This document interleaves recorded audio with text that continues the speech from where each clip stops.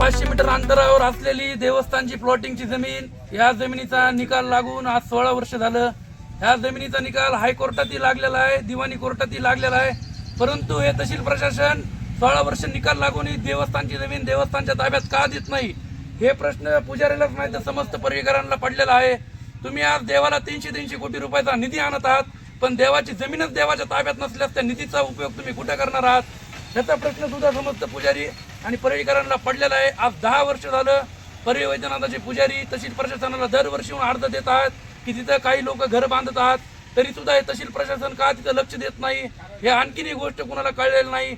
आज पंचनामा करून 3 वर्ष झालं, पण 3 वर्ष पंचनामा तहसीलमध्ये कागद तसाच पडलेला आहे.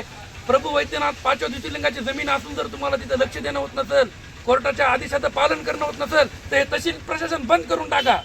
ती जमीन अशाच खाऊ द्या लोकांना. आमची मागणी एवढीच आहे की तात्काळ त्या जमिनीवरचं अतिक्रमण काढून ती जमीन वैद्यनाथ देवस्थानच्या ताब्यात द्या. ते 300 कोटीची निधी आलाय तिथं देवासाठी काहीतरी करा.